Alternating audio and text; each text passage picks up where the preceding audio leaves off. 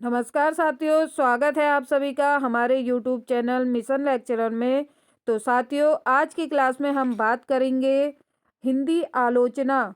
हमारा जो हिंदी प्रश्न पत्र द्वितीय के अंतर्गत तीसरा टॉपिक है हिंदी आलोचना। उसमें आज की हमारी क्लास रहेगी आचार्य हजारी प्रसाद द्विवेदी। तो ये जो आलोचक हैं हजारी प्रसाद द्विवेदी पे आज की क्लास रहेगी। और इससे पहले की क्लास में हम हिंदी आलोचना का विकास, प्रमुख आलोचक में रामचंद्र शुक्ल के बारे में पढ़ चुके हैं। तो साथियों, यदि आपको हमारी क्लास अच्छी लगे तो लाइक एंड शेयर जरूर करें। यदि आप हमारे चैनल पे नए हैं तो चैनल को सब्सक्राइब जरूर कर लें। तो दोस्तों, आचार्य रामचंद्र शुक्ल के बाद हिंदी आलोचना को नई दिशा देने वाले महान चिंतक और आलोचक हैं आचार्य हजारी प्रसाद द्विवेदी माने जाते हैं। उन्होंने हिंदी साहित्य को मानवतावादी, सांस्कृतिक और ऐतिहासिक दृष्टि से देखने की परंपरा को सशक्त किया। तो आचार्य रामचंद्र शुक्ल ने हिंदी आलोचना को एक दिशा दी। उसके बाद से जो दूसरे नंबर पे आते हैं हजारी प्रसाद द्विवेदी, इन्होंने भी क्या आलोचना को नई दिशा की ओर ले गए। और इनका जो साहित्य, हिंदी साहित्य को जो देखने का था तरीका था, वो एक मानवतावादी था, सांस्कृतिक था और ऐतिहासिक। तो इन इन चीजों को देखते हुए इन्होंने आलोचना को क्षेत्र को एक नई दिशा की ओर ले गए। आगे हम बात करेंगे इनका जीवन परिचय। तो जीवन परिचय के बारे में, तो सबसे पहले इनका जन्म हुआ 19 अगस्त 1907 में। और उसके बाद से निधन की बात करें तो 19 मई 1979 में इनका निधन हो गया। और इनके जो गुरु थे, गुरु का नाम है रविंद्रनाथ ठाकुर। आगे हम बात करें कि इनकी हिंदी आलोचना में क्या क्षेत्र थे इनके हिंदी साहित्य में। तो इन्होंने क्या नंबर 1 जैसे आलोचना, निबंध, इतिहास, उपन्यास, तो इन क्षेत्रों में इन्होंने हिंदी साहित्य को योगदान दिया। आगे हम बात करेंगे दोस्तों तो कि आलोचना की दृष्टि से इनकी क्या विशेषताएं थी। तो नंबर 1 जैसे इन्होंने मानवतावाद, तो मानवतावाद को इन्होंने प्रमुख स्थान दिया था। तो इन्होंने क्या बोला था, द्विवेदी जी के अनुसार साहित्य का केंद्र क्या है, मानव है। साहित्य वह श्रेष्ठ है जो मनुष्य को बेहतर बनाए। तो द्विवेदी जी क्या मानते थे कि साहित्य क्या है, एक केंद्र है, मानव है। साहित्य का केंद्र मानव है। और साहित्य वही श्रेष्ठ है जो मनुष्य को क्या बनाए, एक अच्छा बनाए, बेहतर तरीके से बनाए। अगर दूसरी चीज इन्होंने देखी जी, जो विशेषता थी सांस्कृतिक दृष्टि, तो उन्होंने साहित्य को भारतीय संस्कृति की निरंतर धारा के रूप में देखा। तो सांस्कृतिक दृष्टि से भी इन्होंने साहित्य को विशेष योगदान दिया। और भारतीय जो संस्कृति है उसे क्या एक निरंतर धारा के रूप में देखा गया। और उसी प्रकार से संस्कृति को इन्होंने विशेष स्थान दिया। अगली विशेषता है इनकी ऐतिहासिक चेतना। तो साहित्य को उन्होंने एक उसके ऐतिहासिक और सामाजिक संदर्भ में समझाया है। तो इन्होंने साहित्य को कैसे एक ऐतिहासिक रूप में, सामाजिक रूप में, उसके हिसाब से भी इन्होंने उसकी विशेषता को समझाया है। तो ऐतिहासिक चेतना भी इनके साहित्य की क्या है, प्रमुख विशेषता है। अगली विशेषता की बात करें तो इनकी अगली विशेषता थी लोक मंगल की भावना। तो शुक्ल की परंपरा को आगे बढ़ाते हुए लोक जीवन को महत्व दिया। तो जहाँ पे आचार्य रामचंद्र शुक्ल जी ने लोक मंगल की भावना को प्रमुख अपनी विशेषता के रूप में लिया था, तो उसी परंपरा को आगे बढ़ाते हुए हजारी प्रसाद द्विवेदी जी ने भी लोक जीवन को अपने साहित्य में क्या दिया था, महत्व दिया। आगे हम बात करेंगे इनकी जो प्रमुख कृतियां हैं। तो पहली है इनकी हिंदी साहित्य का आदिकाल, दूसरा है नाथ संप्रदाय, तीसरा है कबीर, चौथी है इनकी भारतीय साहित्य की भूमिका, और पांचवी है बाण भट्ट की आत्मकथा। ये क्या है, उपन्यास है। तो इनकी जो प्रमुख कृतियां थी, हिंदी साहित्य का आदिकाल, नाथ संप्रदाय, कबीर, भारतीय साहित्य की भूमिका और बाण भट्ट की आत्मकथा। तो बाण भट्ट की आत्मकथा एक उपन्यास था। तो साथियों, आगे हम बात करेंगे आचार्य हजारी प्रसाद द्विवेदी का काव्य शास्त्रीय योगदान। तो इनका काव्य शास्त्र में क्या योगदान रहा। तो जैसे इन्होंने सबसे पहले रस, अलंकार, ध्वनि की परंपरा, व्याख्या का आधुनिक मूल्यांकन किया। तो इन्होंने जो काव्य के क्षेत्र में रस, अलंकार, ध्वनि जो ये परंपरागत शुरू से चली आ रही थी, तो इसकी व्याख्या का इन्होंने क्या करा, मूल्यांकन किया, उसके बारे में दोबारा मूल्यांकन करा उसे, और साहित्य को जीवन सापेक्ष माना, और जो साहित्य था उसे जीवन के आधारित माना। तो ये भी इनकी क्या थी, काव्य शास्त्र में योगदान था। और उसके बाद से इन्होंने जो भक्ति साहित्य की जो मानवतावादी व्याख्या थी, उसको भी हमने काव्य शास्त्र में योगदान दिया। तो इनके जो काव्य शास्त्रीय योगदान रहे वो रहे साहित्य को जीवन सापेक्ष मानना, मानवतावादी व्याख्या करना भक्ति साहित्य की परंपरा में, और रस, अलंकार, ध्वनि की व्याख्या को एक आधुनिक पुनः मूल्यांकन करना। तो साथियों ये था आचार्य हजारी प्रसाद द्विवेदी जी के संबंध में एक व्याख्या के रूप में। तो आगे हम बात करेंगे हजारी प्रसाद द्विवेदी से ही संबंधित जो वो है प्रश्न है, उनको एमसीक्यू के माध्यम से जानेंगे। तो लेते हैं आज की क्लास का पहला प्रश्न। प्रश्न है हमारा, हजारी प्रसाद द्विवेदी किसके शिष्य थे? ऑप्शन है आचार्य शुक्ल के, महावीर प्रसाद द्विवेदी के, रविंद्रनाथ टैगोर के, या रामधारी सिंह दिनकर के। तो साथियों जहाँ भी हमने आचार्य हजारी प्रसाद के बारे में जाना था, पढ़ा था, तो उसमें जो उनके गुरु आए थे तो वही उनके क्या हजारी प्रसाद द्विवेदी के शिष्य थे।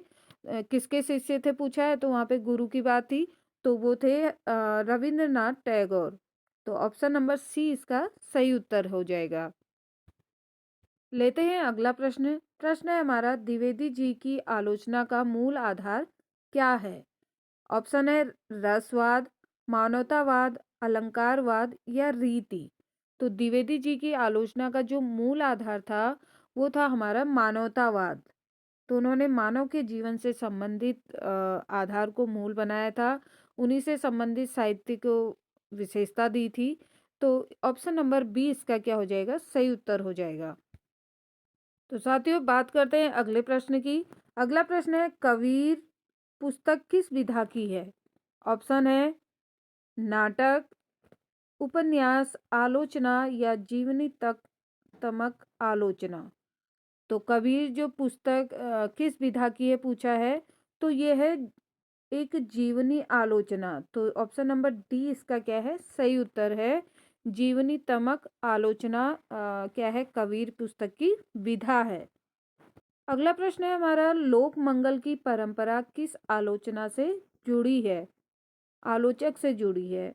तो ऑप्शन है द्विवेदी जी से, शुक्ल जी से, नामवर सिंह से, या दिनकर जी से। तो लोक मंगल की जो परंपरा जुड़ी है वो जुड़ी है शुक्ल जी से। तो रामचंद्र शुक्ल जी ने क्या लोक मंगल की परंपरा को अपनी आलोचना में एक विशेष स्थान दिया था, तो वहीं वहीं से ये जुड़ी है। तो ऑप्शन नंबर बी इसका क्या है, सही उत्तर है। अगला प्रश्न है, द्विवेदी जी ने भक्ति काव्य को किस दृष्टि से देखा? तो ऑप्शन है आध्यात्मिक, मानवतावादी, अलंकारिक, या छायावादी। तो द्विवेदी जी ने जो भक्ति काव्य को देखा था वो देखा था मानवतावादी दृष्टि से।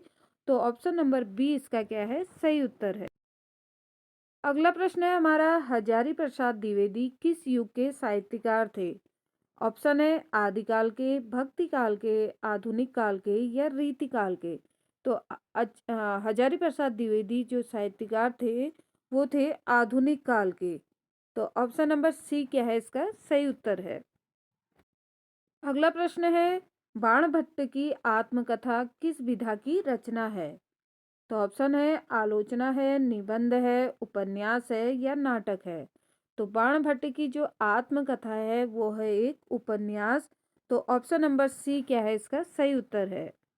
लेते हैं अगले प्रश्न को। अगला प्रश्न है, द्विवेदी जी ने साहित्य को किससे जोड़ा है?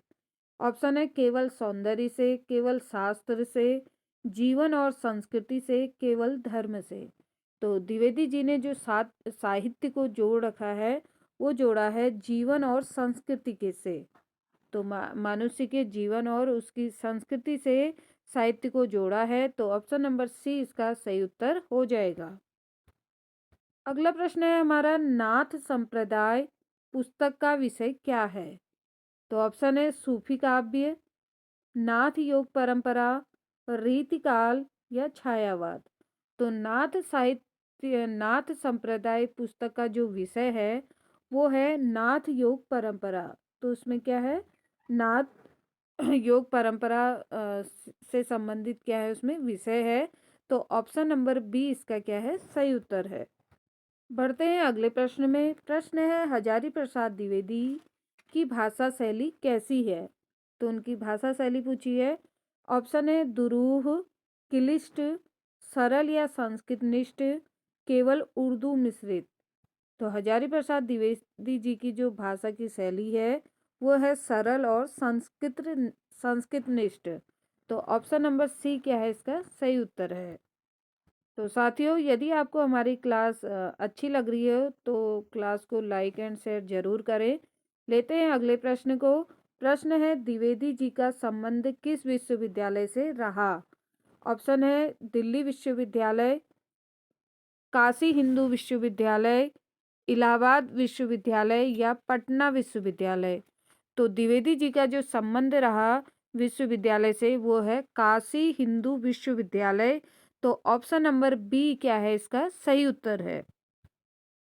अगला प्रश्न है हमारा, द्विवेदी जी ने आलोचना को किस रूप में देखा? ऑप्शन है न्यायाधीश, दंड विधान, रचनात्मक कर्म या शास्त्रीय नियम। तो द्विवेदी जी ने जो आलोचना को किस रूप में देखा तो वो है रचनात्मक कर्म। ऑप्शन नंबर सी क्या है, इसका सही उत्तर है। अगला प्रश्न है, भारतीय साहित्य की भूमिका किस प्रकार की कृति है? तो भारतीय साहित्य की भूमिका, तो ऑप्शन है उपन्यास है, नाटक, आलोचनात्मक निबंध है या कविता संग्रह है। तो भारतीय साहित्य की भूमिका एक आलोचनात्मक निबंध है। तो ऑप्शन नंबर सी क्या है, इसका सही उत्तर है। अगला प्रश्न है हमारा, द्विवेदी जी के अनुसार साहित्य का उद्देश्य क्या है? ऑप्शन है मनोरंजन, आत्म प्रदर्शन, मानव कल्याण या वैभव प्रदर्शन। तो द्विवेदी जी के अनुसार जो साहित्य का उद्देश्य है वो है मानव कल्याण। तो उन्होंने अपने साहित्य में मानवताओं को विशेष योगदान दिया था। तो मानव कल्याण को ही वो क्या समझते थे, अपने साहित्य का उद्देश्य मानते थे। तो ऑप्शन नंबर सी इसका सही उत्तर है। बढ़ते हैं अगले प्रश्न में। प्रश्न है, द्विवेदी जी ने कबीर को किस रूप में प्रस्तुत किया? ऑप्शन है रहस्यवादी, समाज सुधारक, मानवतावादी संत या छायावादी कवि। तो द्विवेदी जी ने जो कबीरदास को किस रूप में प्रस्तुत किया? तो उन्होंने कबीरदास को एक मानवतावादी संत के रूप में प्रस्तुत किया। ऑप्शन नंबर सी इसका सही उत्तर हो जाएगा। अगला प्रश्न है, द्विवेदी जी की आलोचना में किस तत्व का अभाव है? तो द्विवेदी जी ने की जो आलोचना है उसमें किस तत्व का अभाव है? ऑप्शन है मानवीय संवेदना, ऐतिहासिक चेतना, दुराग्रह या सांस्कृतिक दृष्टि। तो द्विवेदी जी की जो आलोचना है उसमें मानवीय संवेदना एक मुख्य तत्व के रूप में है, ऐतिहासिक चेतना भी है और सांस्कृतिक दृष्टि भी है। तो किस तत्व का अभाव है? वो है दुराग्रह का। तो ऑप्शन नंबर सी इसका क्या है, सही उत्तर है। अगला प्रश्न है, हजारी प्रसाद द्विवेदी किस विचारधारा से प्रभावित थे? ऑप्शन है रहस्यवाद से, मानवतावाद से, यांत्रिकवाद से या शुद्ध सौंदर्यवाद से। तो हजारी प्रसाद द्विवेदी जो थे वो कौन सी विचारधारा से प्रभावित थे? वो थे मानवतावादी विचारधारा से प्रभावित थे। तो ऑप्शन नंबर बी इसका क्या है, सही उत्तर है। अगला प्रश्न है, द्विवेदी जी ने किस परंपरा को आगे बढ़ाया? तो ऑप्शन है छायावादी, लोक मंगल परंपरा, प्रयोगवाद या प्रगतिवाद। तो द्विवेदी जी ने किस परंपरा को आगे बढ़ाया? जैसा कि हम सभी जानते हैं उन्होंने रामचंद्र शुक्ल जी की परंपरा को ही आगे बढ़ाया था और वो परंपरा थी लोक मंगल की परंपरा।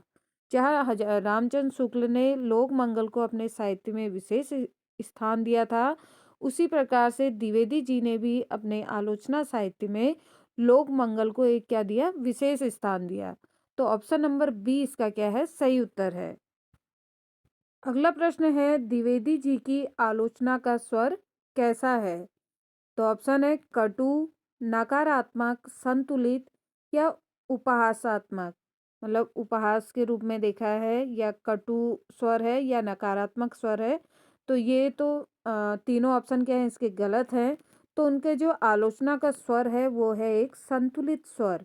तो ना उन्होंने अत्यधिक बड़ा चढ़ा के साहित्य में बोला है और ना ही कम।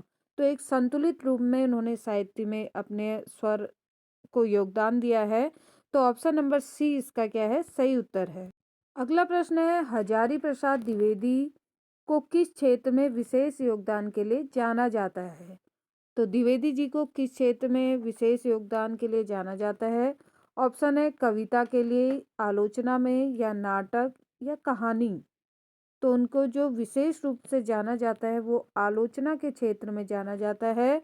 तो ऑप्शन नंबर बी इसका सही उत्तर है। प्रश्न है, द्विवेदी जी के अनुसार साहित्य किसका प्रतिबिंब है? तो ऑप्शन है केवल लेखक का, समाज और संस्कृति का, केवल कल्पना का, केवल शास्त्र का। तो द्विवेदी जी के अनुसार जो साहित्य किसका प्रतिबिंब है पूछा है, तो इसमें समाज और संस्कृति दोनों का क्या है वो प्रतिबिंब है। तो ऑप्शन नंबर बी क्या है इसका सही उत्तर है। अगला प्रश्न है, द्विवेदी जी की आलोचना पद्धति किस पर आधारित है? ऑप्शन है वैज्ञानिक नियम पे, शास्त्रीय बंधन, ऐतिहासिक सांस्कृतिक दृष्टि, या केवल भावुकता। तो द्विवेदी जी की जो आलोचना पद्धति किस पे आधारित है, तो वो क्या एक प्रकार की वैज्ञानिक नियम पे भी आधारित नहीं है, शास्त्रीय बंधन पे भी आधारित नहीं है, और केवल भावुकता भी उसमें नहीं है। तो उसमें है ऐतिहासिक सांस्कृतिक दृष्टि। तो ऑप्शन नंबर सी इसका क्या है, सही उत्तर है। बढ़ते हैं अगले प्रश्न में, हिंदी साहित्य का आदिकाल में मुख्यतः क्या विवेचित है? तो हिंदी साहित्य का आदिकाल जो हजारी प्रसाद द्विवेदी जी की एक रचना है, तो उसमें मुख्यतः क्या विवेचित है, क्या है, तो वो पूछा है। तो ऑप्शन है आधुनिक कविता, रीतिकाल, प्रारंभिक हिंदी साहित्य, या छायावाद। तो हिंदी साहित्य का आदिकाल में विवेचित है प्रारंभिक हिंदी साहित्य। तो जो शुरुआत में जो हिंदी साहित्य था वो उससे संबंधित यह ग्रंथ है। तो ऑप्शन नंबर सी इसका क्या है, सही उत्तर है। अगला प्रश्न है, द्विवेदी जी का स्थान हिंदी आलोचना में कैसा माना जाता है? तो द्विवेदी जी को हिंदी आलोचना में कैसा स्थान प्राप्त है? तो ऑप्शन है गौड़, माध्यमिक, महत्वपूर्ण, या नगण्य। तो हिंदी आलोचना में जो द्विवेदी जी का स्थान है वो है महत्वपूर्ण स्थान है। तो ऑप्शन नंबर सी इसका क्या हो जाएगा, सही उत्तर हो जाएगा। अगला प्रश्न है हमारा, हजारी प्रसाद द्विवेदी की आलोचना की सबसे बड़ी विशेषता क्या है? तो ऑप्शन है दुरूहता, शास्त्रीय कठोरता, मानवीय संवेदना, या अलंकारिकता। तो हजारी प्रसाद द्विवेदी जी की आलोचना की जो सबसे बड़ी विशेषता है वो है मानवीय संवेदना। तो ऑप्शन नंबर सी इसका क्या है, सही उत्तर है। तो साथियों ये थी हमारी आज की क्लास आचार्य हजारी प्रसाद द्विवेदी की। उनके हमने सबसे पहले व्याख्या के तौर में उन्हें पढ़ा, उनके जन्म के विषय में, और उनके हिंदी साहित्य में कैसा योगदान था, क्या उनकी विशेषता थी, और कौन कौन सी उनकी क्या काव्य कृतियाँ थी। और उसके बाद से हमने एमसीक्यू प्रश्नों के माध्यम से जाना। तो साथियों आपको हमारी क्लास कैसी लगी ज़रूर बताएं, और मिलते हैं अगली क्लास में। तब तक के लिए आप सभी को नमस्कार।